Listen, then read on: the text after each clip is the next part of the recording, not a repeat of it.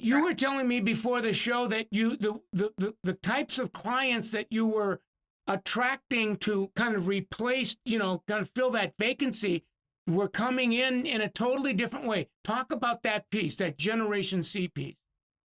So I have utilized my social media, Instagram mainly, to attract really my ideal clientele, whether it's the services that I want to perform, maybe the personalities that I'm attracting a specific sort of demographic, I suppose, of people who are either interested in the hair cutting that I'm putting out there, the coloring that I'm putting out there, or maybe even a little bit of my personality or my interests, places that I go, things that I tag. I've been attracting people who are really like-minded and like personalities. So it's been really an enjoyable transformation, an enjoyable process. But I've really made it a point to share the work that I want to do and that I want to attract. So wow. Go to my Instagram. Oh, was that another big one? Well, yeah. Is another, because what I'm hearing you say, and this is really, because this is now kind of like a tutoring session that we're engaging the community on tonight.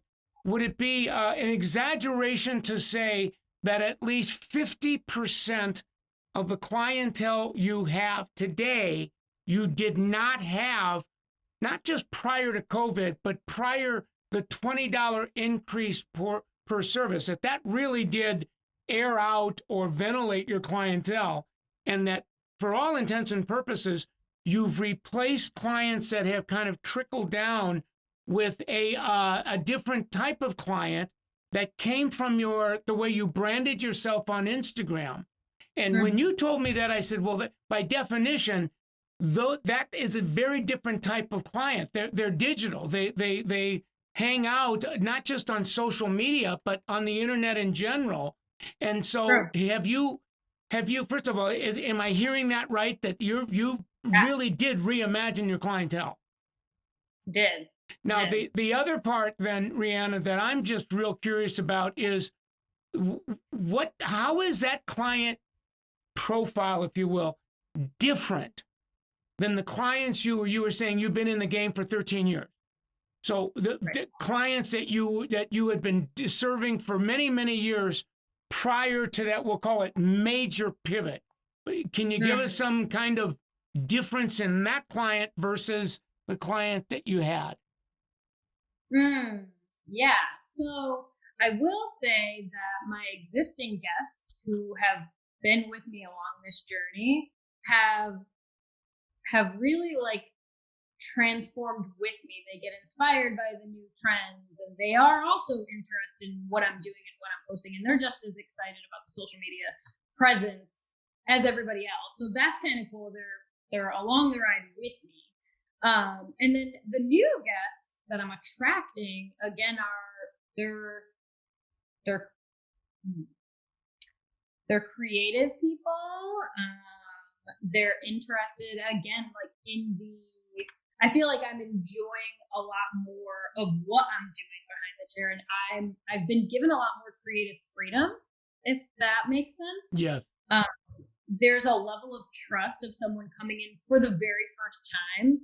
The building trust in a guest, I feel, is starting prior to them even coming into the salon. So that's a huge point.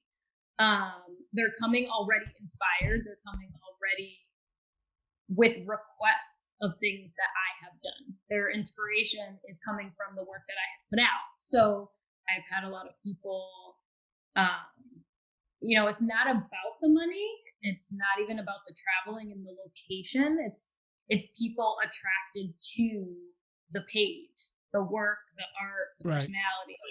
When you came back from, as you reinvented it, but to me, the big pivot is the price hike. That basically is making an announcement to everyone. I'm reinventing myself. I'm going in a direction.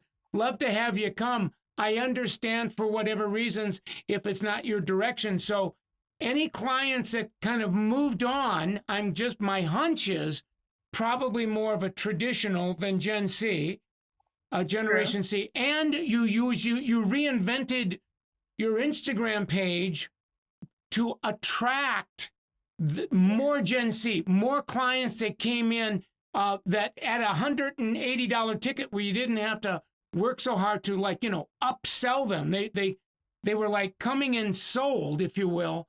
But you mentioned something. Yeah. You just did a real quick drive-by about hashtag. I'm hashtagging so that my content is going to the communities that have the type of client that I want. Talk more about that piece.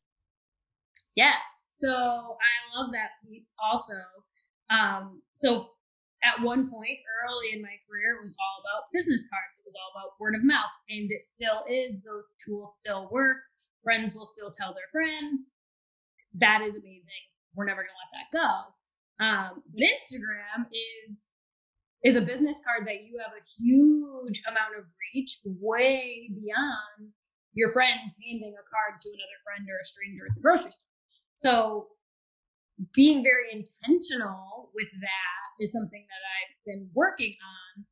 Hashtags are huge. And actually, I'm glad you bring that up, because I always ask, if somebody sits in my chair for the very first time, or they reach out on Instagram, Facebook, whatever social channel, when they reach out for the first time, I always ask, how did they find my page? Did a friend send them to my page? Did they find it through like a hashtag? And being from Connecticut, I have to say, the number one hashtag lately that people have been sharing with me that they found my page through is Connecticut hair artists.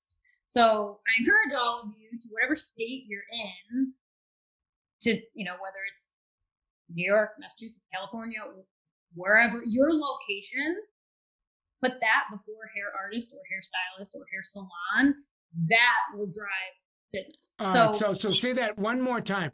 The hashtag that really worked for you, that was a surgical strike, it was hashtag Connecticut hair artist. Hashtag Connecticut hair artist. Now, Connecticut, the state, right? It's not the city. You were hashtagging the state, but hair artist. And for whatever reasons, that struck oil. You struck oil there, and you found a number of new clients come in that requested you. And when you said, how'd you hear about me? On Instagram, but specifically hashtagged Connecticut hair artist.